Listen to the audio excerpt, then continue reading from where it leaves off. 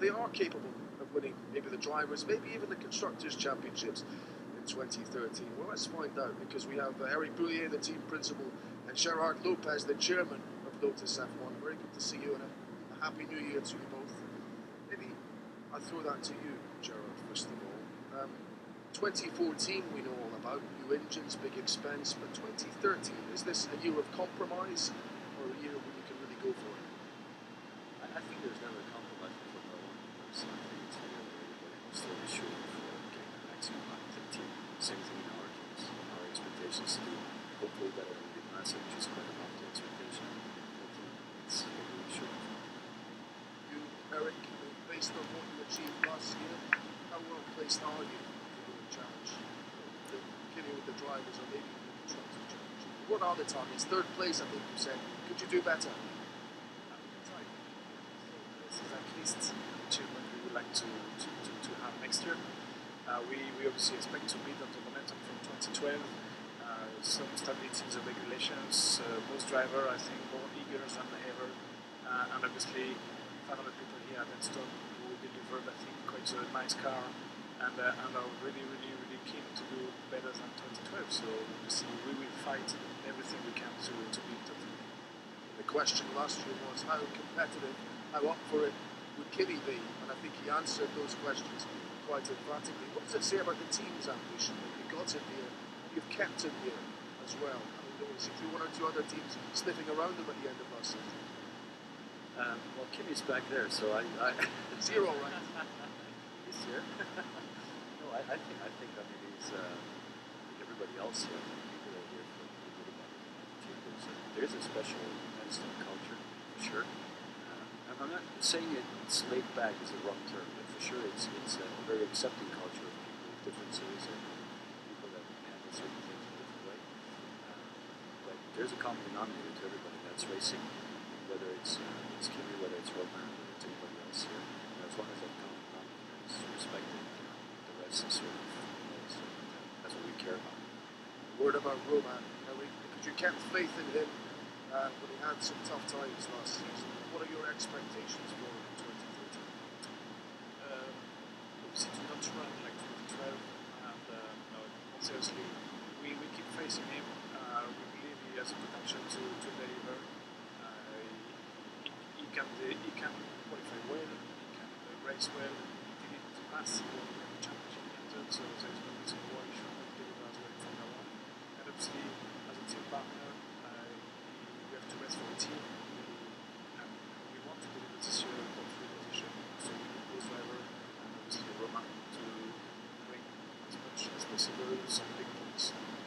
Thank you very much, gentlemen. Fighting talk from Gerard and Eric, but of course we're here to see this new car, not just to talk about it. So let's lead into that with the man whose vision it has been, the man who's taken it from the drawing board to reality here as the technical director of Lotus, James Allison. You're first to launch. What does that mean? Does that mean you've been on top of this project from the beginning, or you haven't done very much the last year's car? Well, I can assure you we've done a lot. There's been a whole team here working heart and soul on this thing for a long time. But first to launch is a nice thing. It gives us first opportunity to catch the attention of the media and have people excited about this project along with us. But no, there's a lot gone into it, and it's going to be an exciting car. Is there a big idea under here, James, or are we looking at lots of little refinements? Is it an evolution effectively from last season? Well, the rules for 2013 are very, very similar to those for 2012. So you can expect a lot of family resemblance from a 2012 car. But as ever in F1, the devil is in the detail.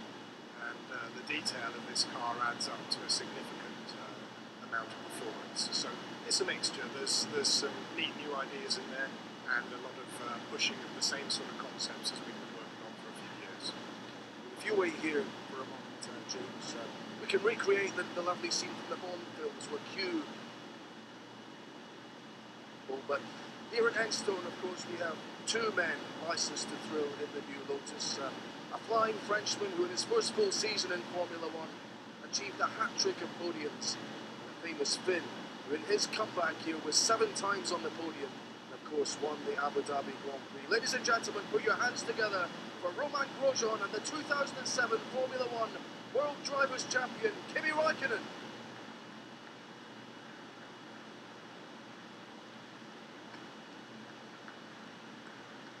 Thank you, gents. Happy New Year to you, Kimi. So here we are. It's always an exciting moment for you both. Come to you first, Roman. I mean, do you think what's under here is going to enable you to get that maiden victory? See, as everybody said, we did our best, or the team did their best to improve from last year. I think we had a beautiful car last year to drive. Really nice. Kimi won the race. We had some podiums, so everybody wants more, and that's what we're going to try to achieve. I mean, Kimi, as James said, maybe most cars this year being an evolution from what we had last year. Are there reasons for optimism with what you've got here? Yeah, of course there is, but it's not going to be easy to improve what we did already last year, but that's our aim to do better, not just for the drivers but for the team also, and hopefully we can do it. Kimi, I'm getting a voice in my ear saying, get on with the launch. So I think I'll borrow your catchphrase and say, leave me alone, I know what I'm doing. But no, the voice is quite right. Now is the moment to reveal the new Lotus for 2013. So if I could ask you, Kimi and Roman, if you would withdraw the covers. Ladies and gentlemen, we're about to see if we have got potentially a championship winning car. Please give it up for the new Lotus.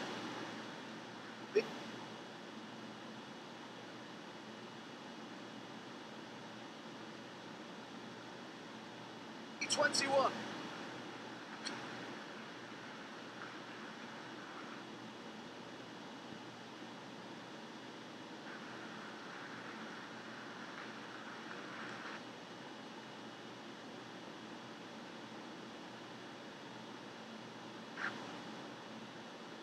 The design of these F1 cars, Kimi, you pen and paper over Christmas break, scribbling down ideas or not? No. I have all the trust in the people that made the last year's car and made this one. What's the main improvement you're perhaps looking for? Qualifying pace, I suppose, was something you're trying to develop over the course of the year. Has that been a priority, do you sense, in how things have developed? Yeah, I mean, we try to improve on all the areas, and for sure, if you can qualify more higher up, it will give you a much better chance to win more races, and it makes it a lot easier on the race days. But I mean, it's the whole package that they've been trying to make it faster, and hopefully let's do that. What about you, Roman? A lot to reflect on from last season. Very solid end to the season from you. Can you maintain the highs you have and avoid some of the lows you have, if I can put it that way? Well, we love anyhow, so I think it's clear for everybody that we had a good qualifying speed and too much incidents, so that's what we're going to try to work on. Hopefully the car will be good, and I know the guys said work very hard. It looks very nice, which is already a good starting point, and then we'll try to make it as good as we can and try to improve myself every time I jump in the car. What about the opposition this year? You've finished ahead of Mercedes in the constructors last season. Lewis Hamilton has gone there. Does that make them significantly more formidable or not? I'm sure they've been working very hard during the winter. Everybody did. It's difficult to draw a clear classification before the qualifying in Melbourne. We had a good surprise last year. Hopefully it's going to be the case again this year. Gentlemen, I wonder if we could just come and have a look at the front of the car, because viewers will be interested to see that we still have this bump on the nose for a start. I wonder if James can explain this, because teams were allowed to make a cosmetic change if they wanted to smooth that out. Why haven't you done that? Well, we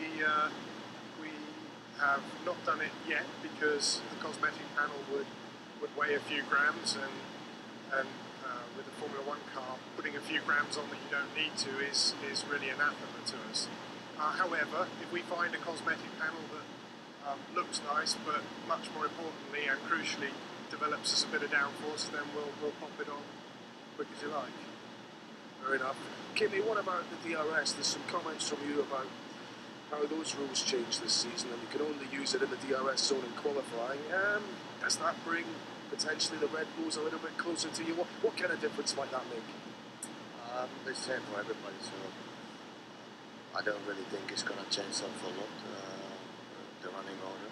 But I think it's a smart thing because in the end, as long as the rules are same for all, it's not going to change a lot, and it's the same like in the race now. So I think it's fine. What about you as a driver coming into this season now as opposed to last season where you've had the years off? Here you come from having been third in the championship. Is that a big advantage for you? We all start from the same 0 point, and it should be a bit more easy because I know the people knows me now, and it's more easy to go for the first race for sure. So it doesn't mean that it's going to give us a better result. Hopefully it will, and that's what we're aiming for. What about Lewis and the last Roman moving to Mercedes? Does that make McLaren a little bit less formidable or not? Hopefully yes, but I don't know. You don't know how good cars the others will do and how good car ours is, and we will have to wait and see in the testing and then go from there. But I think it will be interesting to see what happens. Just one last thought with you. If you didn't believe this team were capable of winning a championship or giving you a chance to win the Drivers' Championship, would you have stayed here? We had a contract, and I've been very happy with all the people and with the team. So we really see the point to go anywhere else. But I had a great year. Of course, we want to achieve better results this year, but as a team, and like I said, if you're happy somewhere, well, I don't really see a point to go anywhere else. Final word for you, Roman. You qualified very well in Australia last year. You must head there with high hopes. Well, I like the track there. It's the first race of the season, but first of all, we have the winter testing where we really want to tell a lot of things. I think some updates coming before the first race, hopefully, and yeah, then we will hopefully get a good qualifying result in Melbourne, then much better result in the race, and then being consistent in the points. That's what I want, going out of the cars often as I can, saying that I did the job and I did my best. We'll finish on that positive note. Thank you very much, Roman. Thank you very much, Kimi, and thank you, James, as well. And thank you very much for having us here, Lotus. It's been a pleasure and a privilege launching this car with you live on Sky Sports News. We wish you all the very best in 2013 with it. Of course, you have won the first race of the season in a sense. You're the first of the teams to get your new car out from under the wraps. Will it continue to be a front runner when the real action begins? We don't have very much longer to wait to find out.